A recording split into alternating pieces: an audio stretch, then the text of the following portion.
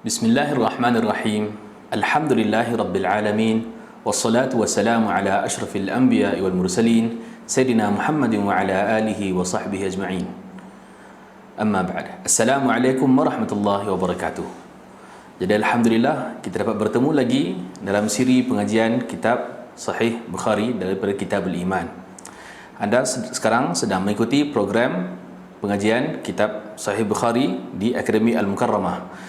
Jangan lupa subscribe channel YouTube Akademi Al-Mukarramah, like, share dan komen, dan tekan butang loceng untuk terus dapatkan video-video terbaru dari kami. Jadi insya-Allah pada hari ini kita akan sambung lagi tajuk kita tentang Kitabul Iman, bab masih tentang keimanan lagi daripada silsilatul ahadith ataupun hadis-hadis daripada kitab Sahih Al-Bukhari.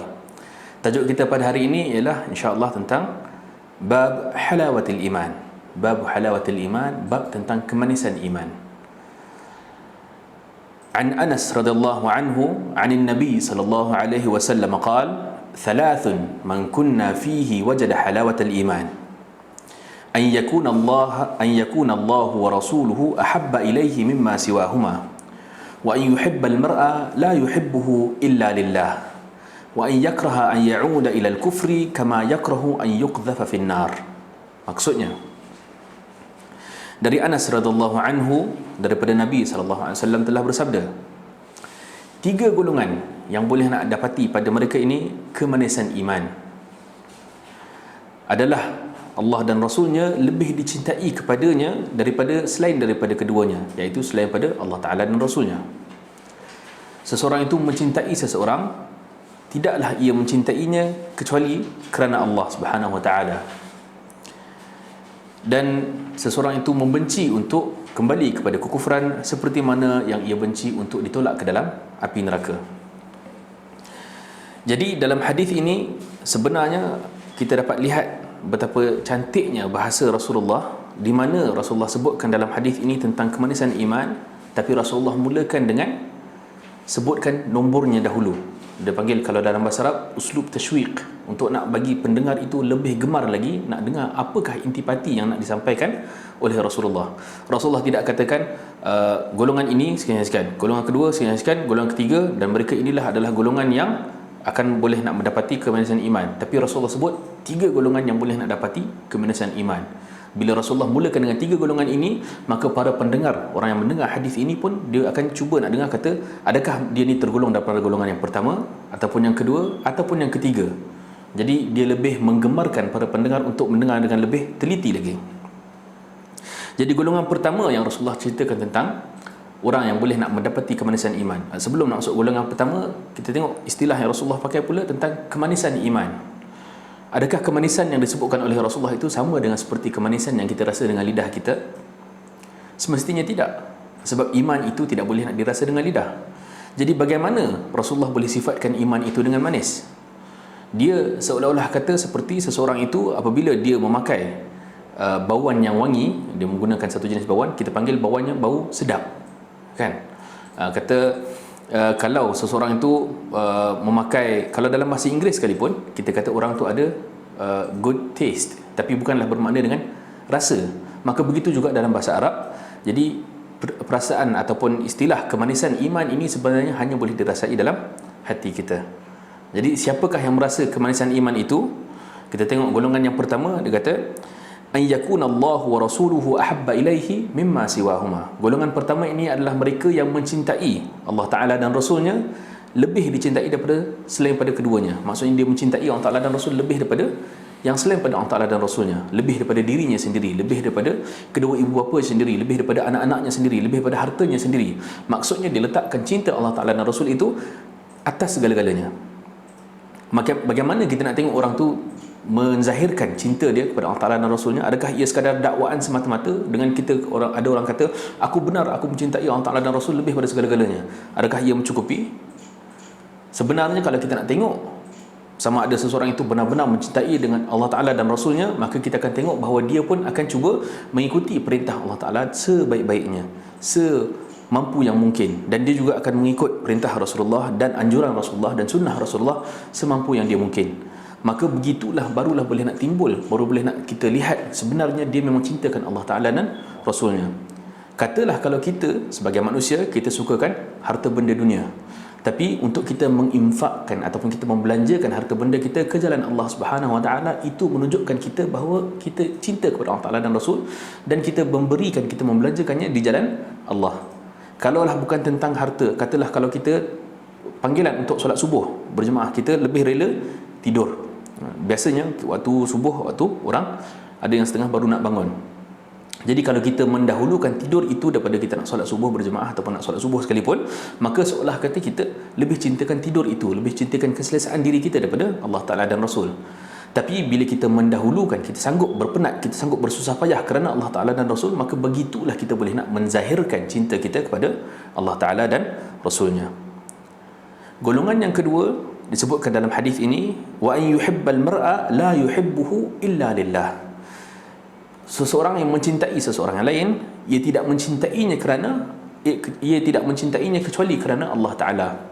Cinta yang zahir kerana Allah Ta'ala ini adalah bila kita cintakan seseorang kerana kebaikannya. Bukanlah kita mencintai seseorang itu semata-mata kerana kita nakkan hartanya ataupun kita nakkan maslahat daripadanya, kita nakkan kebaikan yang boleh, manfaat yang kita boleh dapatkan daripada seseorang itu. Akan tetapi kita mencintai seseorang kerana Allah Ta'ala itu seperti seolah-olah kata kalau kita tidak kenal seseorang pun, ada seorang kita tak kenal, tapi kita nampak ni, kita tengok dia rasa tenang, rasa sejuk hati, rasa kita nak dekat dengan dia. Sebab apa? Sebab nampak dia ni pada waktu solat, dia ni lah orang yang pertama datang dekat masjid, dia ni lah orang sentiasa menjaga nak duduk dekat saf hadapan, dia lah kita nampak orang yang rajin nak menjaga agamanya, nak menjaga nak membaca Al-Quran, jadi imam dan sebagainya. Tapi bila kita nampak orang yang saleh, orang yang baik begitu, seolah kata kita nak hampirkan diri kita dengan dia, kita seolah kata sudah timbul perasaan cinta kita kepada seseorang itu, walaupun kita tak kenal siapa dia, nama dia, keturunan dia, keluarga dia, harta dia, semua itu tidak kenal. Tapi begitulah kalau Allah Ta'ala campakkan perasaan cinta kita kepada seseorang, dan kita cinta dia kerana kita cintakan Allah Ta'ala, kerana kita nampak dia pun cuba nak mengamalkan perintah Allah Ta'ala semampu yang mungkin.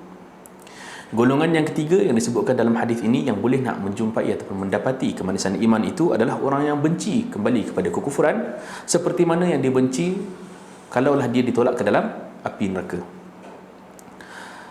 Kadang-kadang kita tengok orang yang lahir dalam Islam, lahir dalam fitrah, dia tak mendapati kemanisan iman itu. Seolah kata dia hidup tu dia rasa macam dalam Islam ini ada banyak kekangan, tak boleh buat begini, tak boleh buat begitu seperti orang kafir dan sebagainya. Seolah dia nampak dalam Islam ada kekangan. Akan tetapi kalau kita berjumpa dengan orang yang pernah duduk dalam kekufuran and then kemudian dia terima keislaman, ataupun kita jumpa orang yang pernah hidup dalam kemaksiatan dan akhirnya jumpa jalan kembali semula kepada Islam, maka kita akan dapati yang dia sendiri tak sanggup nak tinggalkan agama lagi. Seolah kata bila dia dah jumpa cahaya keimanan itu, dia rasa kelazatan keimanan itu, kemanisan iman itu, seolah kata dia tak sanggup lagi nak tinggalkan. Begitu juga para sahabat, perihal para sahabat dahulu, apabila mereka telah menerima Islam, walaupun mereka diseksa di Mekah dahulu sebelum nak berhijrah ke Madinah, mereka tak sanggup nak tinggalkan agama Islam, walaupun begitu teruk siksaannya yang mereka terima daripada para kafir Quraisy. Hadis yang seterusnya yang kita nak sebutkan di sini adalah bab alamatul iman hubbul ansar. Bab petanda keimanan adalah cintakan ansar. An Anas radhiyallahu anhu anin Nabi sallallahu alaihi wasallam qala ayatul iman hubbul ansar wa ayatul nifaq bughdul ansar. Daripada Anas radhiyallahu anhu, daripada Nabi sallallahu alaihi wasallam telah bersabda, petanda keimanan adalah cintakan golongan ansar, dan tanda untuk kemunafikan adalah membenci golongan ansar. Dalam hadis ni, dia punya nas hadisnya adalah begitu ringkas, di mana Rasulullah menyatakan barang siapa yang mencintai orang ansar, golongan ansar ini, maka seolah kata dia adalah ada dalam dirinya petanda keimanan itu. Adapun sekiranya seorang itu membenci golongan ansar itu, maka akan zahir seolah kata dia itu ada sifat munafik. Kenapa? Siapakah golongan Ansar dahulu? Kita kenalkan dahulu. Golongan Ansar adalah kaum Aus dan Khazraj. Aus dan Khazraj, mereka yang telah menerima para muhajirin daripada Mekah, dan mereka ni asalnya orang Madinah. Mereka mula beriman daripada golongan yang pertama pergi jumpa dengan Rasulullah di Mekah itu dengan berbelas orang, kemudian datang sampai 80 orang kali kedua dan seterusnya. Bilangan mereka ketika peperangan Badar sendiri, bilangan keseluruhan orang Islam masa yang pergi perang Badar itu lebih kurang 313 orang. Jadi bilangan mereka sebenarnya tak banyak, tak ramai. Tapi dengan itu, walaupun begitu, mereka sanggup untuk nak menerima Islam, dan mereka lah yang mendirikan Islam supaya sampailah Islam tu boleh jadi sampai kepada kita sekarang ini. Mereka yang menetapkan asas Islam untuk negeri Islam itu sendiri di Madinah. Maka afdaliyah ataupun kelebihan yang ada pada mereka ini adalah sangat besar. Mereka yang sanggup berkorban harta, nyawa, tenaga untuk nak mengembangkan Islam, untuk nak beramal dengan Islam semampu yang mungkin. Maka mereka ini dijaminkan, maksudnya keimanan orang lain boleh nak dizahirkan dengan mereka mencintai golongan Ansar, dan ada pun sekiranya mereka membenci golongan Ansar, iaitu mereka yang telah membantu Rasulullah ketika berhijrah, membantu Rasulullah dalam nak mengembangkan Islam dan sebagainya, maka sebenarnya mereka itu adalah munafik, orang yang membenci orang golongan Ansar. Hadis yang seterusnya hadis seterusnya yang telah disebutkan oleh Imam Bukhari dalam kitabnya, hadis yang berkaitan dengan golongan Ansar juga, tentang Al-Bai'ah Al-Aqabah. Jadi dia selepas pada bab Alamatul Iman Hubbul Ansar, didatangkan dengan satu lagi bab, tapi dinamakan bab sahaja, tidak ada penerangan lanjut, dia tulis bab sahaja.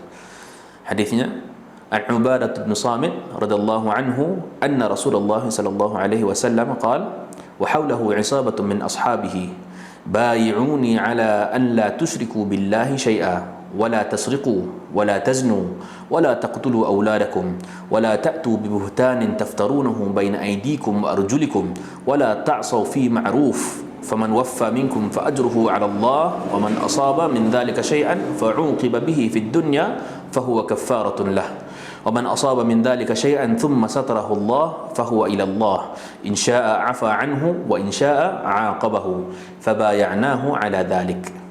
Maksudnya dari Ubadah bin Samit radhiyallahu anhu, sesungguhnya Rasulullah sallallahu alaihi wasallam telah bersabda, dan sekelilingnya ada sekumpulan daripada sahabat-sahabatnya, bai'uni, bai'ah, janjikanlah kepadaku, bahawa kamu tidak akan mensyirikkan dengan Allah Ta'ala sesuatu apapun, dan janganlah kamu mencuri, dan janganlah kamu berzina, dan jangan kamu membunuh anak-anak kamu, dan jangan kamu datangkan dengan penipuan yang kamu membuatnya di depan tangan kamu dan kaki kamu, dan jangan kamu berlaku maksiat dalam berbuat kebaikan. Maka barang siapa yang menunaikan perkara itu, maksudnya barang siapa yang menjaga perkara itu, maka balasannya ke atas Allah. Dan barang siapa yang terkena daripada itu sesuatu, maksudnya barang siapa melakukan salah satu daripada perkara itu, maka dia dibalas di dunia, maka ia menjadi kafarah baginya. Maksudnya dia menjadi kafarah, boleh melepaskannya di akhirat kelak. Dan barang siapa yang melakukan sesuatu daripada itu, kemudian Allah Ta'ala menutupnya, maksudnya perkara yang dilakukan itu tidak terdedah kepada orang lain sehinggalah dia meninggal, maka perkara itu kembali kepada Allah Ta'ala. Sekiranya Allah Ta'ala hendak mengampunkannya, maka dia mengampunkannya, dan sekiranya Allah Ta'ala menghendaki sebaliknya, Allah Ta'ala membalasnya. Maka kami pun menjanjikan kepadanya, kepada baginda Rasulullah SAW, ke atas itu. Kita tengok sepotong demi sepotong dalam hadis ini. Jadi hadis ini diriwayatkan oleh Ubadah bin Samit Al-Khazraji, dia pun salah seorang pada golongan Ansar, kata salah seorang nuqaba ataupun ketua yang ada pada Bai'atul Aqabah. Masa Rasulullah sebut ini, panggil untuk nak umumkan perjanjian ini, Rasulullah kata bai'uni. Bai'uni maksud, kalau terjemah dalam bahasa Arab, janjikanlah kepada aku. Ahiduni, janjikanlah kepada aku. Selain pada perkataan ahidu, kalau kita ambil perkataan bai'a, asalnya al-mubaya'ah ataupun bai', asal makna jual beli. Tapi istilah di sini bai'uni, sebab apa? Allah Ta'ala membeli jiwa-jiwa orang iman, orang yang beriman dengan amalan mereka. Jadi di sini Rasulullah sebut, kata janjikan kepada aku bahawa kamu tidak akan mensyirikkan kepada Allah Ta'ala sesuatu apapun. Ini syarat yang utama untuk nak mengekalkan keimanan seseorang. Tidak boleh dia nak mensyirikkan Allah Ta'ala dengan sesuatu apapun. Itu secara umum yang kita terima dan kita berpegang sampailah ke hari ini, tiada perbezaan padanya. Yang kedua yang Rasulullah sebut, kata wala tasriqu, jangan kamu mencuri. Kalau kita tengok dalam konteks hadis ini, ayat perkara-perkara yang Rasulullah larang ini adalah perkara yang berkaitan dengan akhlak. Itu yang lebih utama dahulu. Jangan mencuri, jangan berzina, jangan membunuh anak kamu. Kata yang pertama tadi, jangan mensyirikkan Allah Taala.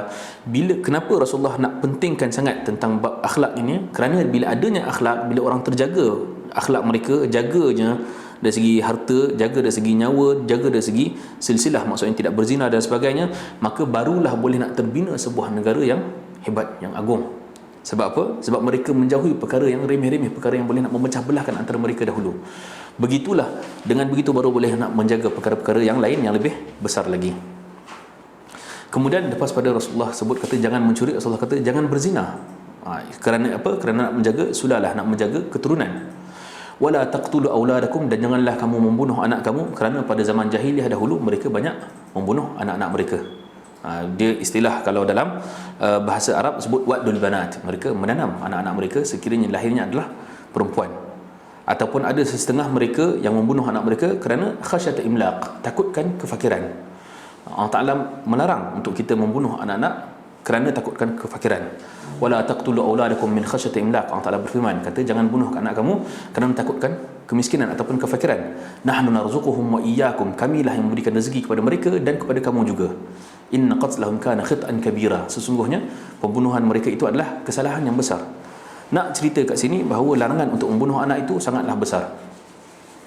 Begitu juga dengan larangan membunuh janin di dalam kehamilan, melainkan sekiranya ada mudarat yang boleh nak membawa mudarat kepada nyawa ibu, kemudian di situ baru kita boleh nak pertimbangkan semula.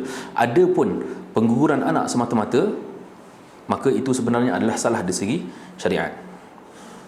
Wala ta'tu bi buhtanin taftarunahu baina aydikum, dan janganlah kamu datangkan dengan pemalsuan dan penipuan di hadapan tangan kamu dan kaki kamu. Baina aydikum wa arjulikum. Kenapa disebutkan sini di hadapan tangan dan di hadapan kaki?